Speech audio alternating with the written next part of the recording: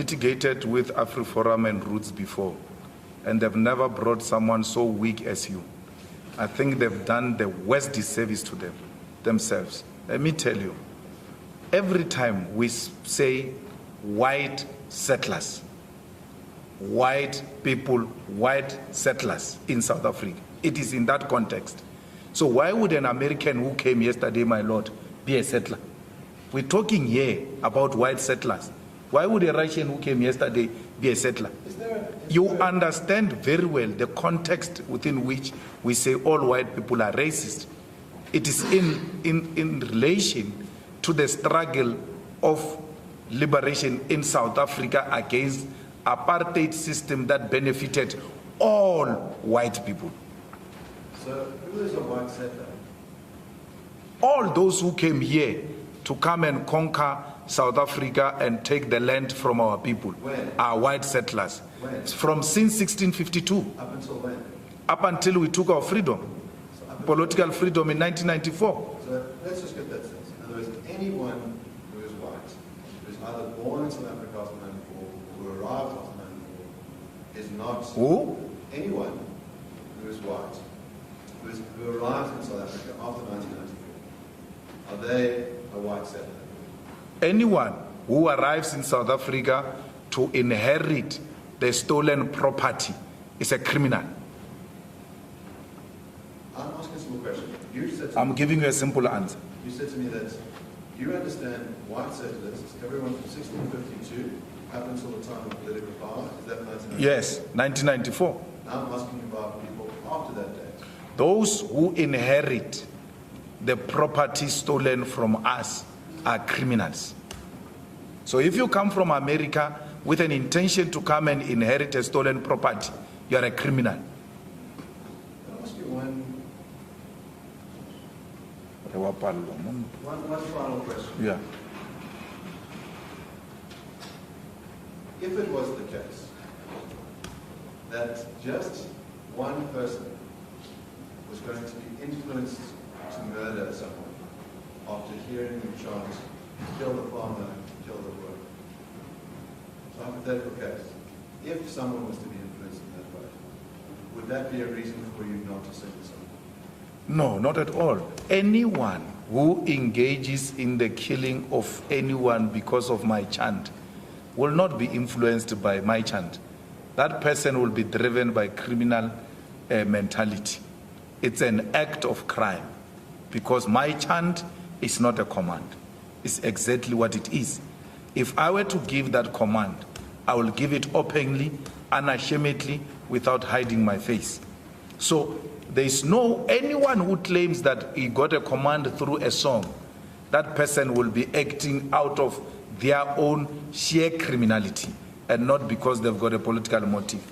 A system has to be something that we have designed collectively and said, this is how we're going to move in getting rid of white people. But individual actions that borders on criminality can never be construed to be a policy of the EFF or that of the South African government. Two questions. The first, as you said, what we need is a system in place to get rid of white people. Is that right? Yes. What would that mean to get rid of white people? So if we go into a conference and we go into parliament and make a constitutional amendment that all whites must be driven to the sea and any white who remains here is going to be killed, then we engage in that type of a program to drive all whites to the sea. It's an institutionalized decision, and that arises out of a particular collective decision. You seem to have the same relationship with lawmaking that the Nazis had. The Nazis didn't just kill Jews. Yeah. They passed laws that allowed them to kill Jews. And you're saying that's how it ought to be done with regards to... That's why the Nazis are still paying today. That's why the Germans are still paying today, my lord, because it was not an individual act. It was the law that was passed in Germany. Germany is still paying the price today. So therefore, more than beyond Hitler, it was a Nazi system that was unleashed against the Jews. And I'm happy in the article you read, even when it disagrees with what we're saying. It says the Nazis unfairly attacked the Jews. So there's an unfair and unjustifiable act that the Nazis engaged in. They're still paying a price for that today because it was a systematic thing. And what you are proposing is to have exactly that kind of system, to pass a law to allow for white people to be driven into the sea and killed. But that's not what I said, Mus. I said to you, for it to be a system, a constitution will have to be amended, or some resolution of some sort of an institution will have to be taken. Then engage in that program of driving whites to the sea, and if they refuse to go to the sea, then you kill them, right? And that's not what I'm suggesting. I'm saying to you the difference between the individual and the system is exactly what I'm talking about. No one is saying there's going to be passing of any law to drive whites to the sea. Let's stop daydreaming and listen to one another. Because I'm talking here, explaining to you individual and the system. All you do is to hallucinate. I'm going to say something interesting. It seems that the more disorientated you get, the more rambling your testimony becomes. You lash out at me personally, accusing me of hallucinating, or saying I'm a bad lawyer. You are a bad lawyer, Shem. It goes without saying. So You are a bad lawyer. Let's not get into that kind of discourse. The hypothetical that I asked you to consider was that if you knew that someone would be influenced by hearing the chant to go out and kill people, or you to bring to do that, your answer was that they could not be influenced.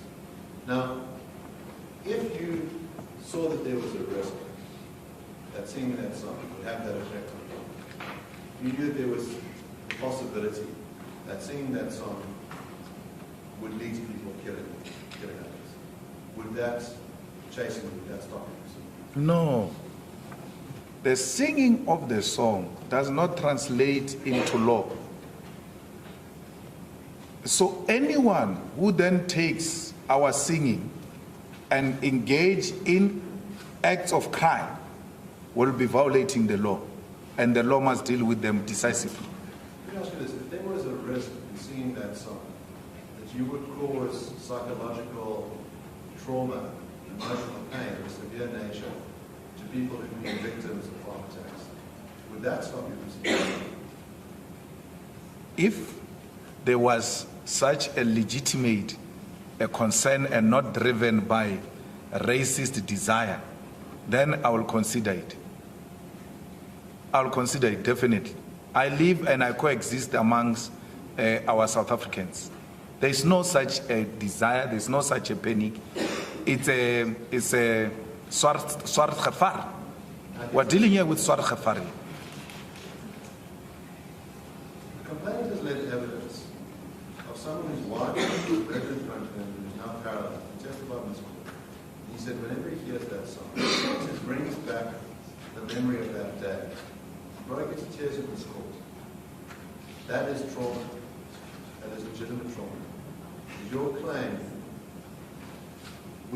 does that trauma, that evidence motivate you to stop singing the song? No. You say nothing about the trauma of black people that I spoke about here. And then you want to individualize the revolution. You are individualizing the whole thing. It can't be. So that individual case would not be. No, I'm not moved, Shem. With people who are just fundraised in the farms, come, and then coached to come here and say wrong things.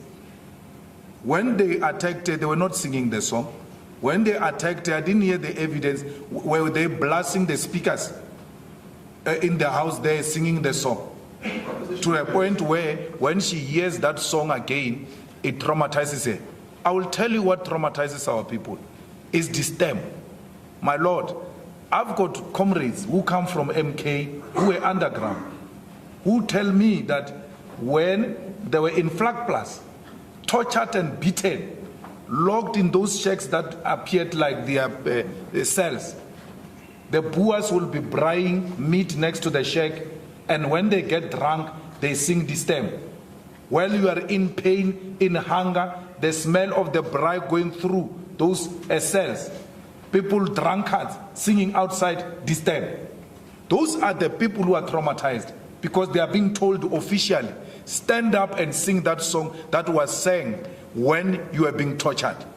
Can the Jews be asked to sing the Nazi song? Can the Jews be asked to sing a Hitler song? The answer is no. That's the trauma we're talking about. And the Jews will be correct not to agree to sing Hitler's song and the Nazi songs. But here in South Africa, we are made to sing the stem. Here in South Africa, Roots still raises the apartheid flag. Despite the pronouncements of this court. Here's what's interesting to me. I'll ask you a very simple question. I give you an actual case of someone... I gave you an answer and I went beyond. Yes. You got what you wanted, but I'm also saying what I want to say. I'd like to finish asking you a Yes. question. I'll ask you a simple question. Respond to someone's legitimate pain and trauma. Your response is to say, I'm not moved by that. I think that person was coached. And then to change topic entirely and say, but my pain, the stem, the national anthem, to say that, in other words, in 1994 it was agreed that we would have reconciliation and we would heal the nation, and the national anthem contains many different languages in it. You want to denounce that, and you want to use this platform to denounce the national anthem. But you will not respond to legitimate pain of someone who's been traumatized by hearing you chant, kill the Boer, kill the farmer. You want to change the topic. I responded to that. You don't like my answer. I said I'm not moved. Yes. I said I'm not moved. Let me repeat 5 times. I'm not moved by that case you brought here. I am not moved. And if that will make me lose a case, let me lose it. I'm not moved. I'm moved by the pain of Africans who are being made to sing apartheid songs. This time, by the way, is not about Africans. We can find another version of Africans to put in the national anthem. The problem is not Africans. That's why, my Lord, I don't say we're traumatized by Africans. I'm saying we're traumatized by a song called "The Stem." That's what our trauma comes from, not Africans. My Lord, I have no further questions. Thank you very much.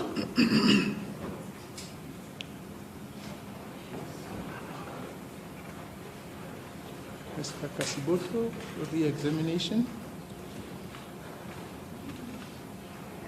As the court pleases, my lordship. Just by way of housekeeping, the first issue I'm going to deal with is a question of re-examination, and I literally have one question in that respect. Perhaps a proposition that the witness I would like to respond to. That's going to be the sum total of my re-examination. I don't know if the media can pick me up. They can't. Do you mind moving the microphones to this side?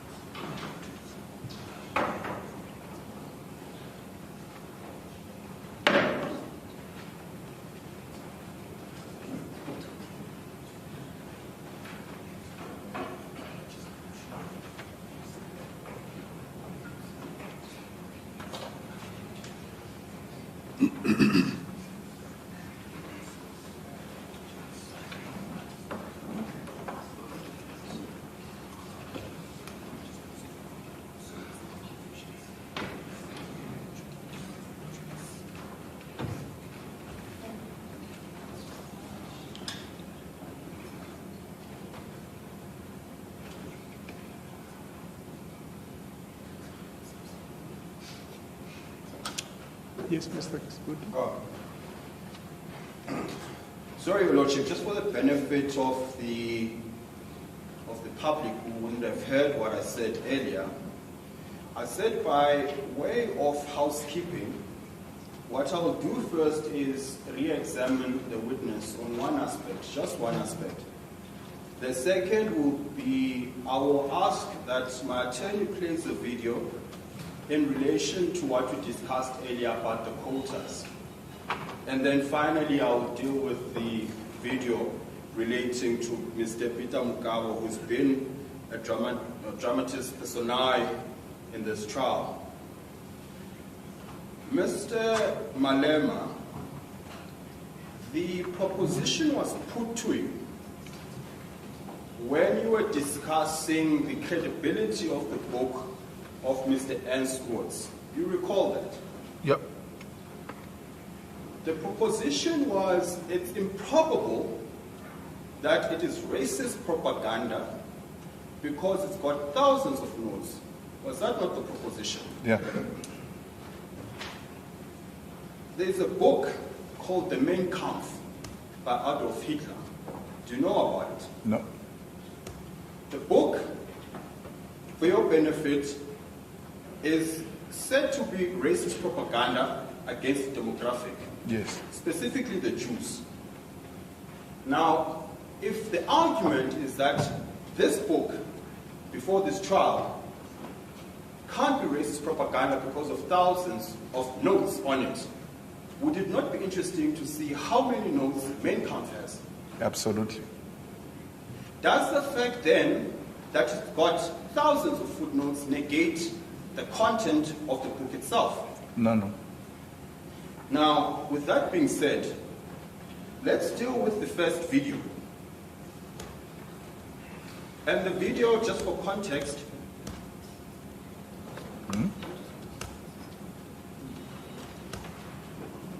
Mr. Malema, do you mind checking if this is connected? Which one? This one. Who is the person who's responsible?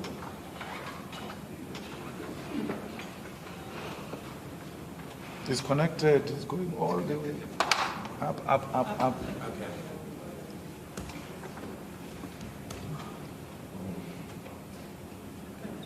No, not yet.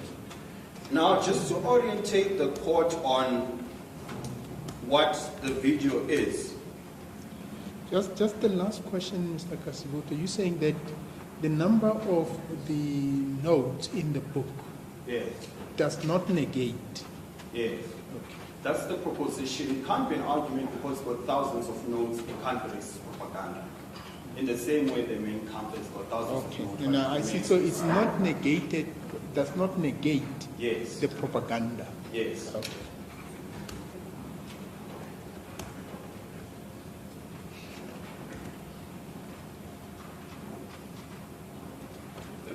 You may proceed. Just to orientate the court, the video that we are about to publish is a video which we promised to provide to this court earlier. We're discussing the issue of the quotas, the labor quotas, issues around men laying ocean basket and cream in men in Mall of Africa. And the witness had promised that there's a video where he's shown to denounce the position that was taken by the leadership in Tshwane. And now this is the video that was so promised. It should not be with the employees. No foreigner must be a target of assault by any of our people. And no any of our persons should speak 70%, 90% South Africans. That is the kind of madness we don't want to hear from an EFF leadership. All with will. Just hold on. Can you confirm that is you in the video? Yes. And it's in response to the video that was played? Yes. And that is a public press conference. If you see, there is an SABC microphone. So we're condemning it publicly through the press. Very well. Let's move to the second video. Again, for the benefit of the court. Under. No. Yeah. The second video is a video of Mr. Peter Mokaba. The second video is a video of Mr. Peter Mokaba, and he is dealing with the question of what does the song Kill the Boer mean? Now, this is important, and I'm going to ask you to confirm a couple of things. This is just for context. This is an important video It is important because absent any evidence to the contrary, and we submit in due course, there's no evidence to the contrary, 4 people will testify to this exact same version. And it's not 4 people that don't matter. The witness has confirmed this version.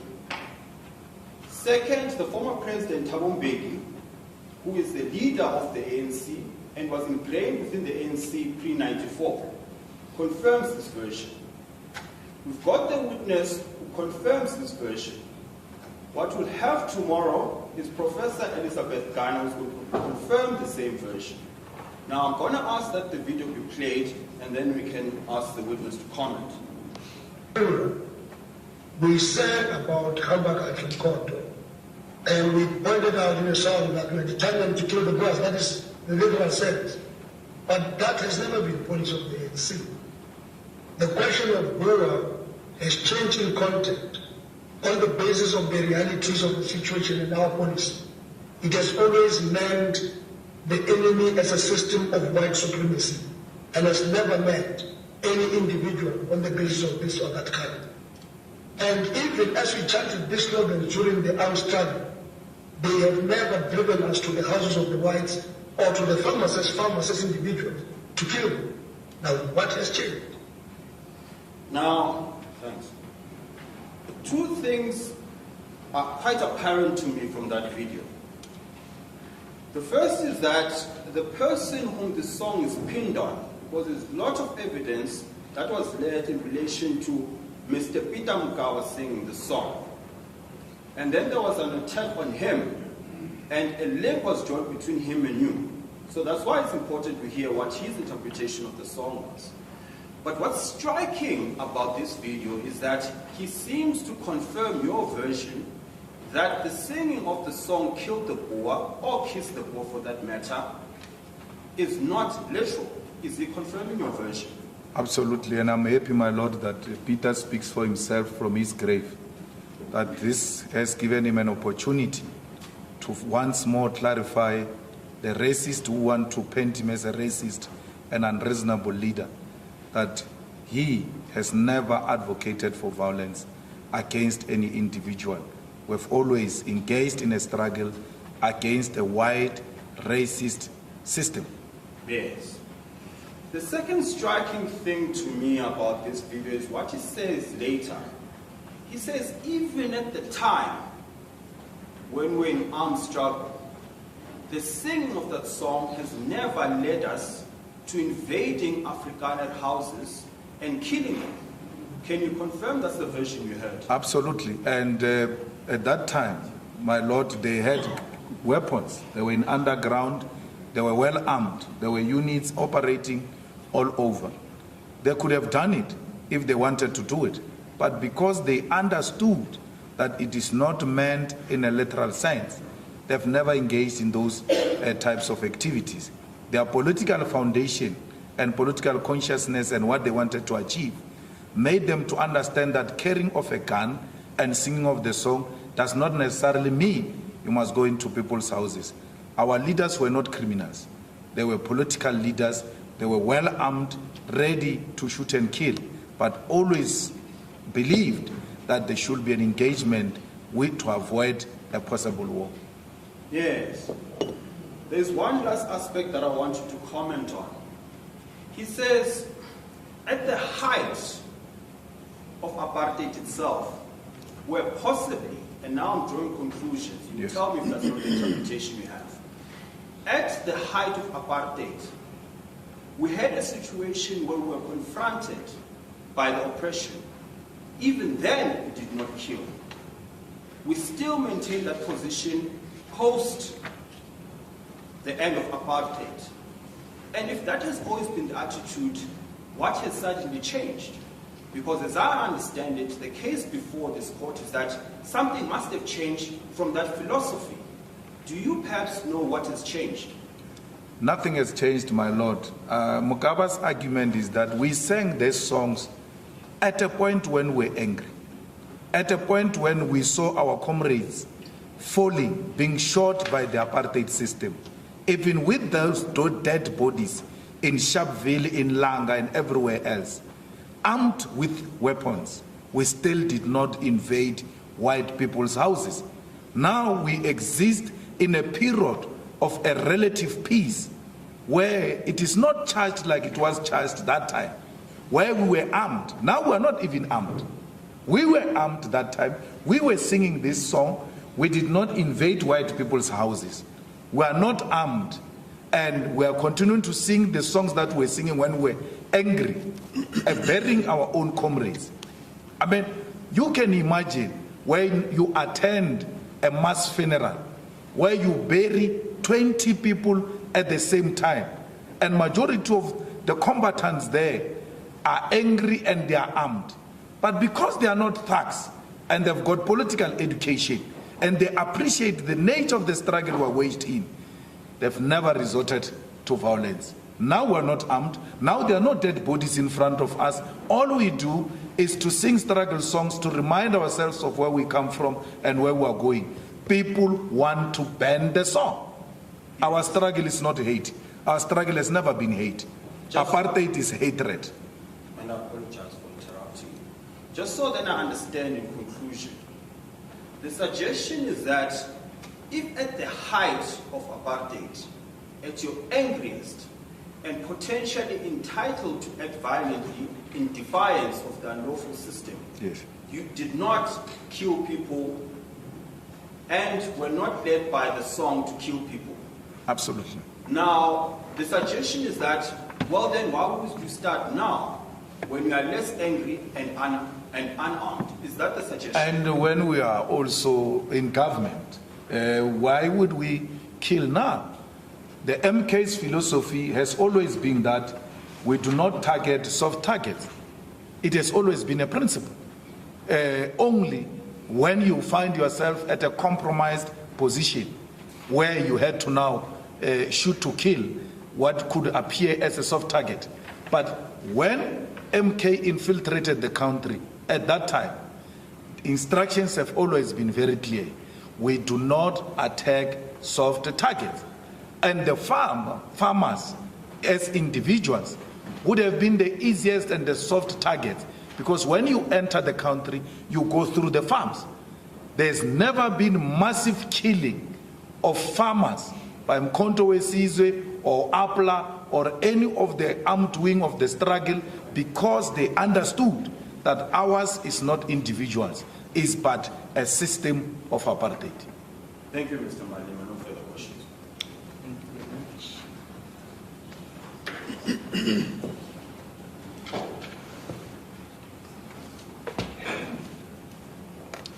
Mr. Malema, just on a lighter note, I heard you at the beginning saying that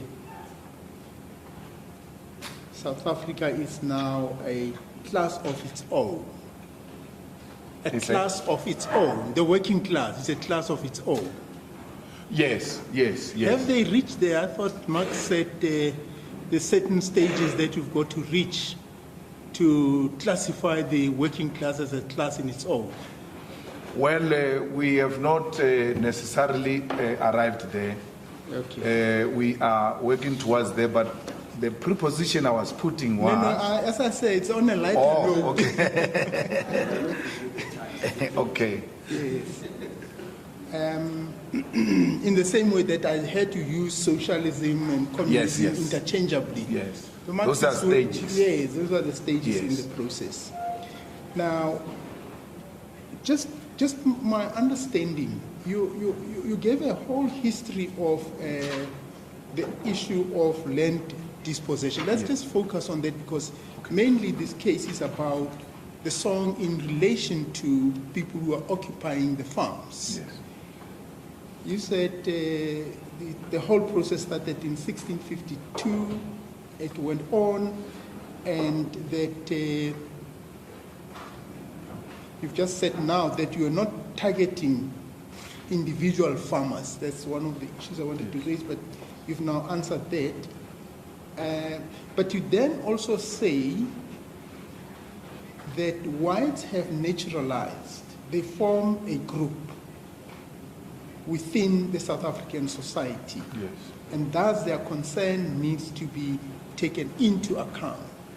So you recognize that they are part of the South African society. Absolutely, my lord, but it doesn't take away the fact that they came as visitors. Yes. They might have naturalized, that's number one. Number two is that if they are wide concerns, we really have to take them into consideration.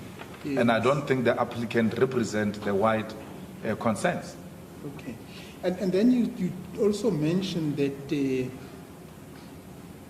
period prior to the Constitution coming into place. So in your categorization of history, you also recognize that then came the period of the Constitution. Yes. Which would then change also the context in which things happened prior to 1994. Yes. The approach and the attitude that would have been adopted by the groupings as they were involved in the struggle. Well, in the characterization of who are the settlers in relation to the stolen land, Yes. my argument is that all those who inherited the stolen property remain in possession of illegal goods, and that makes them the land thieves. But we should take into consideration that there was 1994 political breakthrough, and therefore in every time we engage on these issues, we must be alive to that fact. Okay. So in other words,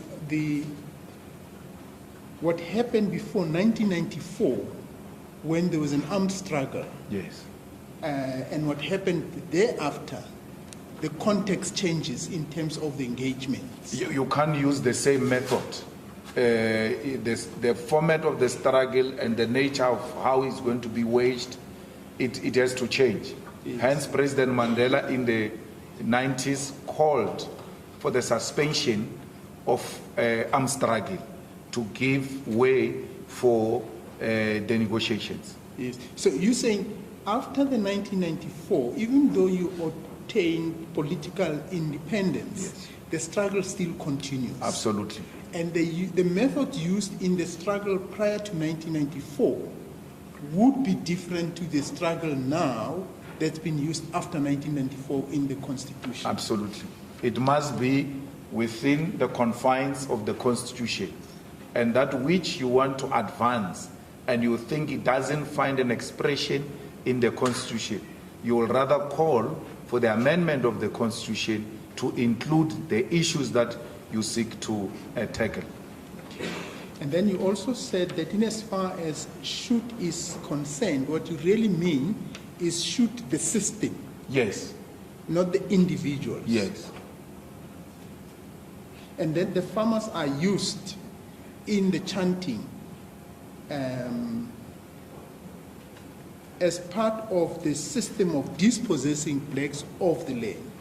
No, the word farmer, it was used in the context of giving the struggle a face.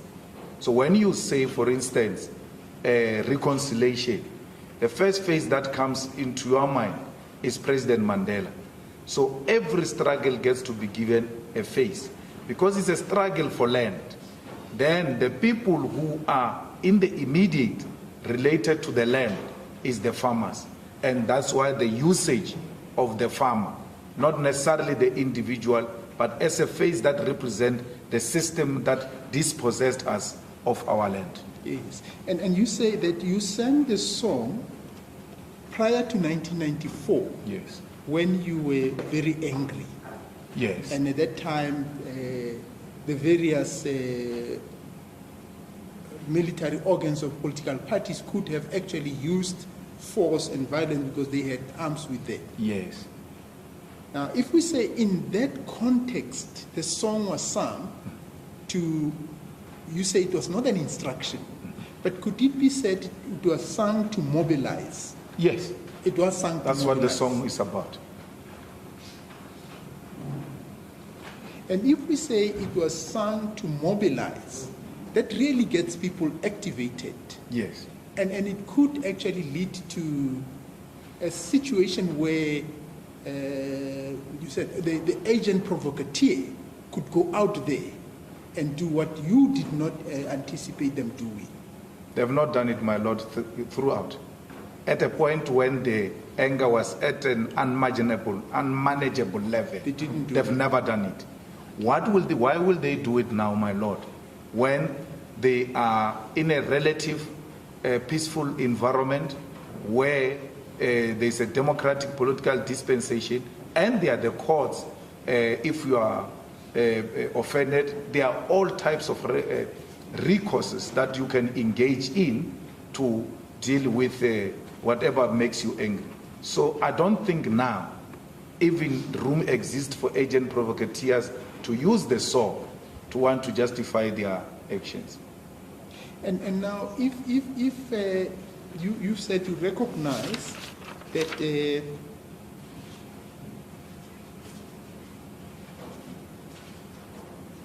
the white farmers would be a group that exists in the South African society, and if they are concerned, and I don't want us to go into the issue of those who are racist, but just if they are concerned, those concerned, if they're genuine, they may need to be attended to. Well, we have to be sensitive to them. Yes. Now, And equally, we ought to be sensitive to those who sing the song. Yes. If for argument's sake, there's a group of farmers that, and I'll use a hypothetical case. If there is a group of white farmers that are known to be committed to the new dispensation, the constitutional system, but they come to EFF and say, we're scared when we hear this song being sung. What would be your view on that? We'll tell them they've got no reason to be scared, because this song was sang at a point when our people were extremely angry and they've never attacked any farm. And now they are singing it now in a very relative, peaceful South Africa, where people have come to embrace the principle of reconciliation and coexistence. So they've got no reason, none whatsoever, to be worried about. Because, my Lord, if they are going to be sensitive to the struggle songs, then they will have to be sensitive to all the struggle songs. Because all of them talk about killing, all of them talk about guns, all of them talk about all manner of violence. Unfortunately, we never sang songs of love in the struggle. There's no single one. If any, there is a one that I hate, which makes us look like victims when we've got warriors who came before us. That one of Senzinina, Senzinina. You know Wenzeni. Why are you asking the question Wenzenina? So I don't like that one, because it creates an impression of victimhood. We're children of warriors. We're not victims. We can fight our own battles. So majority of the songs, unfortunately, my Lord, they speak violence, they speak guns, they speak about boas. But the songs that were sung, in particular also this song,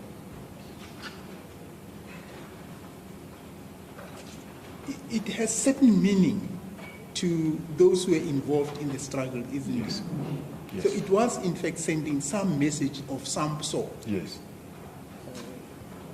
Because you said the song as sung did not necessarily mean an instruction.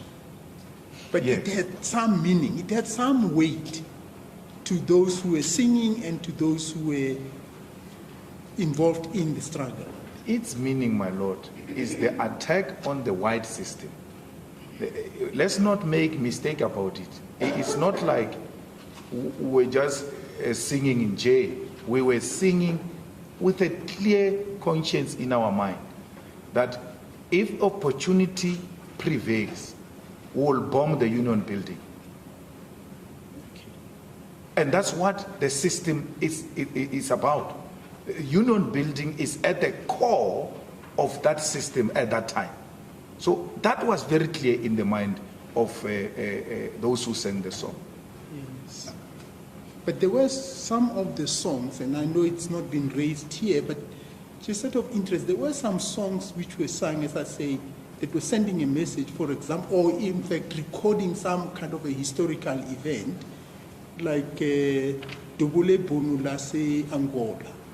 Yes. Wasn't that the song that actually recorded what came to be known as a kind of a defeat of the... They were celebrating Kuto Carnival. Kuto Carnival, that's Yes. right. But there was also a song which was saying, just before Mandela was released, which said, Oliver Tambo talked to Botha to release Mandela. Yes.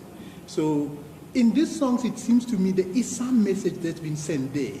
Yes. And am I correct to say those messages were carried significant weight in that song when it was sang, I would have thought somehow there was concern that there may be rebellion to say negotiate or to enter into discussions with the government.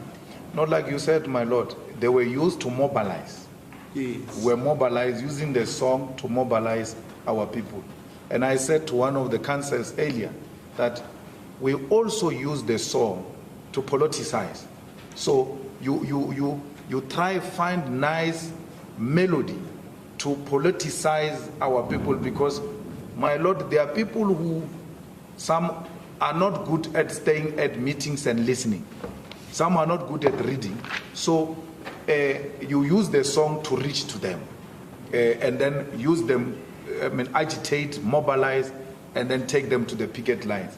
So the Dubule Bonula se Angola fits very well into the argument we presented earlier on about the chants, that the chants gets to change from time to time to accommodate certain political epoch we find ourselves, or that could have come to pass before us. Just this issue of the distinction between chant and a song. Yes. Just explain to me what the difference is. You see, I'm not an expert of these things of songs, but I know that when we sing the song you just sang about Botha release Mandela, Kululu Mandela, we know what's going to follow after this and all of that. But the chants are what a leader who's leading a song changes from time to time to describe a certain political epoch in society. President Mbeki tries in that video to deal with it, that they don't represent necessarily a song, because a song must have its own proper melody, the lyrics. So if someone has got a song now, my lord, and you hear about it on radio, you can simply go on Google and say, I want the lyrics of this song. They are going to come like that. But you can't find the lyrics of a chant. Well, isn't the difference there also the question of the way that certain cultures, some people call them dominant cultures, have approached culture?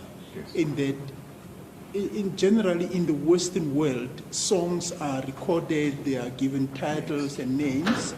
But in the African culture, often songs just comes from, I would say, from nowhere. A big song could be sung that you've never thought of, but it still remains a song.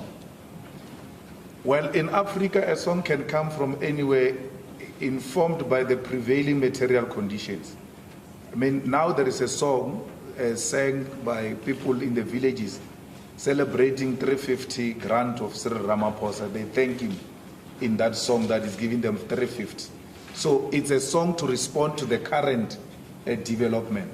But with the chants, I think if we want to help the courts, we may want to find some professor in music who can explain where the chants come from, because I was told when we were young that this song that we are singing of the chants originate from Zimbabwe, actually. It was sang by the Zebra forces and the Zangla forces during the time of the struggle. I'm not sure, but the issue of the chants has got some roots in Zimbabwe as well. But whatever difference may exist between a song and a chant, they both represent a kind of a communication, a kind of a statement. Yes. Yes. You would accept that? Absolutely.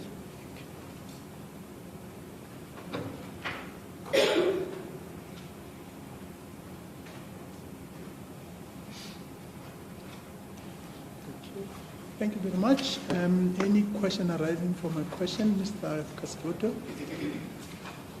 Yes, Your Lordship. I'm grateful that the witness has qualified his responses to the very last question in particular, that perhaps they need an expert on this. Because the expert we're calling tomorrow is an expert on African languages and music. And she's going to deal specifically with the question of what a song is, what a statement is, where one is directive, instructive, and commanding and requires reaction to it. Whereas a song or a chant refers to something else, something akin to what the witness testified to. So when Your Lordship is taking notes, it's with that qualifier that an expert will actually give proper detail on it. Okay, thank you very much. Mr. Abenali? Thank you very much. Mr. Malema, thank you very much. Thanks for coming to testify. You are excused. Thank you. I'm so sorry. Your Lordship, I'm so sorry. As per our discussions yesterday, the understanding was Mr. Oppenheimer would take up until the end of today. Because the professor is quite busy, we asked that she comes tomorrow instead. So with Your Lordship's permission, can you adjourn until tomorrow, then resume at 10 with the expert witness? We intend to finish tomorrow. Okay, let's release Mr. Malema first. Okay. Thank you, Mr. Malema.